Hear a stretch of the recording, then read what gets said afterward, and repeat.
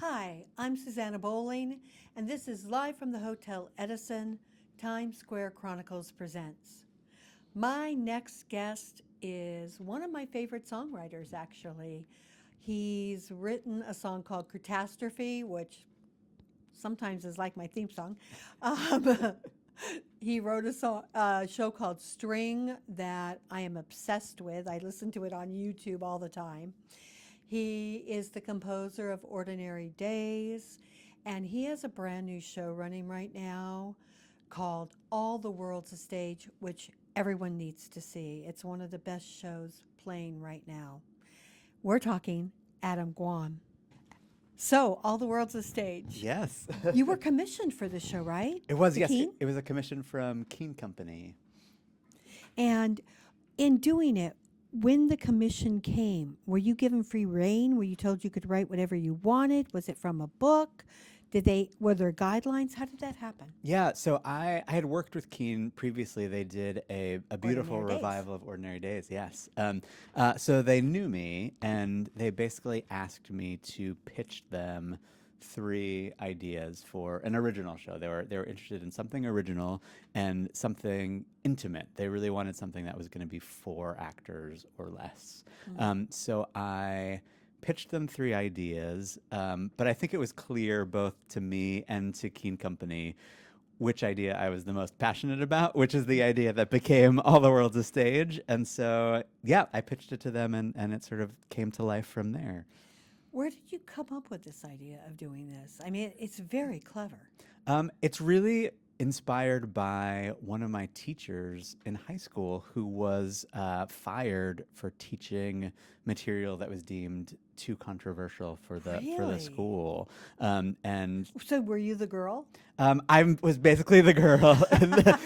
In there's a girl in the show named Sam, who kind of establishes this rapport with one of her teachers. They both love theater, and he starts coaching her for a monologue competition to win a scholarship. And I never did a monologue competition, but I was that sort of outsider theater nerd trying to discover who I was, and theater helped me do that.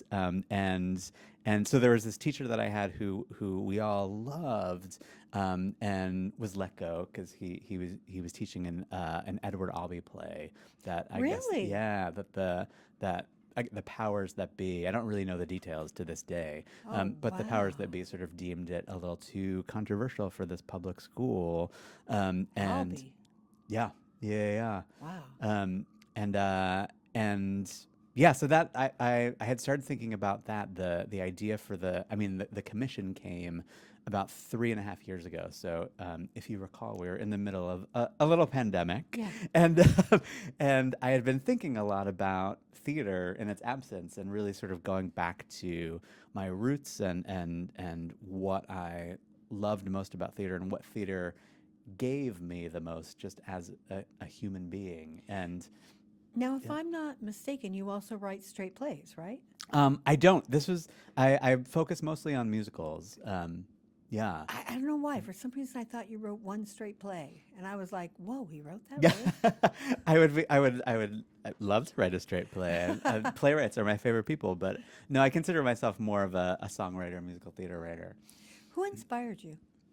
Well, one of my teachers in high school was obsessed with Sondheim. It's really how I got to know the work of Stephen Sondheim, and I think that was a big seminal kind of inspiration from my teacher, because my teacher was so passionate about it. And when your teachers are passionate about something when you're a teenager, a lot of times you go, oh, I think I'm passionate about this too.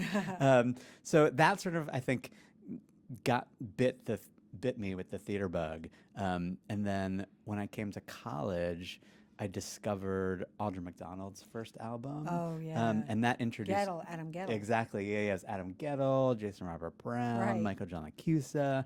Learned them all from that. Yeah, exactly. Yeah. Or did I know them before and I was like, ooh, new songs by these? Yeah. And that just introduced me to a whole new possibility, I think, of what theater songs could do and the kinds of characters you could create through theater songs. And so I think that Sondheim sort of teed up the ball, and then Audra McDonald and her album knocked it out of the park for me, and I was hooked. I remember that album. Yeah. You write songs like Something's Wrong in the World and Catastrophe and my newest favorite one, Mirrors, that really delve deeper than most songs do. They delve into the dark side of who we are. And I think maybe that comes from your Sondheim background. But can you talk about that? Because I listen to these songs all the time.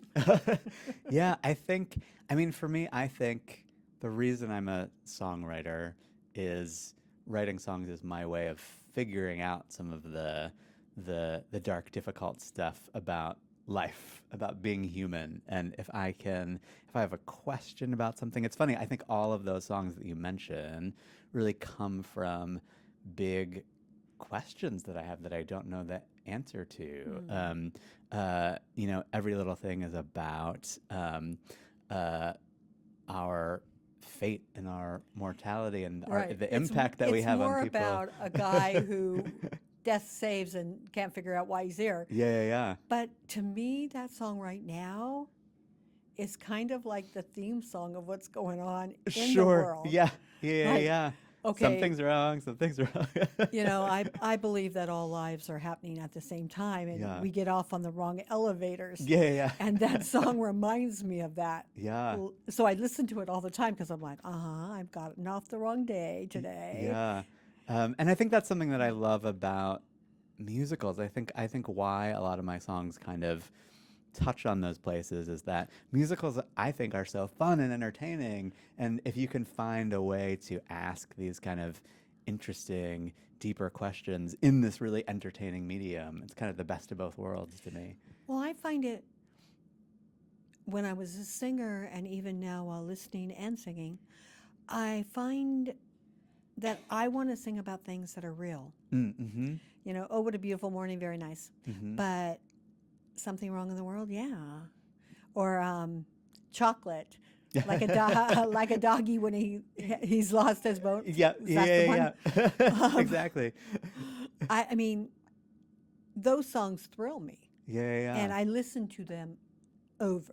And I'm like obsessed. I listen like 50 times. Oh, that's amazing. No, I do, seriously. Yeah, but no, I think I love this idea that you mentioned of it feels like real people singing. Yes. I got a lovely text from someone who just saw All the World's a Stage last night, I love it. And was so struck. He just said, "I love that it feels like there are real people on stage." And again, real emotions. Yeah. We tend to gloss over what we should or shouldn't be, and I personally don't think we should. Yeah. What is next? What would you like to write? Oh gosh, that is a great question. I think I that's a really good question. I feel like I've been in the throes of this production that the wheels have started to turn about what I want to do next, and I wrote everything in All the World's a Stage, so book, music, and lyrics. I know, and it was really good. Oh, thank you. You're welcome. And I always like to do something a little different every time I start a new project, so I probably will want to collaborate with someone on the next one, just because I love discovering what the combination of my voice and a playwright's voice creates. I think String is a great example of that. I collaborated with a book writer on Are that. we ever going to get to see String Oh, done? I I want to so. see String done. I hope so. It's been done a bunch of places around the country, but just not not near in here. New York. I know. We'll ask the theater gods, the fates, if you will.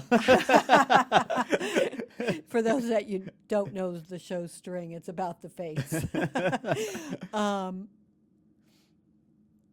Is there a performer that you'd like to work with, or write for? That is a really great question. Speaking of Audra McDonald, I would love to do a project with her. She recorded one of my songs, so she's sung my material before, and I just saw her in Gypsy a few weeks ago, and her performance is just out of this world. Yeah, we Um, differ. Oh no! I thought it was thrilling. No, I thought it was schizophrenic. I agree, but I thought that was thrilling. Really? Yeah. Yeah, no, I had a problem with Gypsy because, when Gypsy first starts out, you hear dun dun dun dun. Yeah, Not in this production. Dun dun dun dun. I was like, wait, is the trumpet player a substitute? So I immediately go into my playbill to find out that they changed the music. I'm like, why? Why did they do that? No, I'm picky when it comes to my music. Sure. Yeah. And when something is iconic, like Gypsy's Overture, I think is the most iconic score in musical theater history. Sure. So to mess with it, I'm like, why? Why did you do that?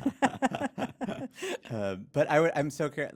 Like you said, when her first album came out, she was Oh. so immersed in the world of new musicals and new shows, and And I that's would what love I to. liked about Yeah, it. I would love to find something new that she could sink her teeth into, because I just think she's amazing. Oh, no, I agree. I think she's amazing. I just don't think this is the role for her.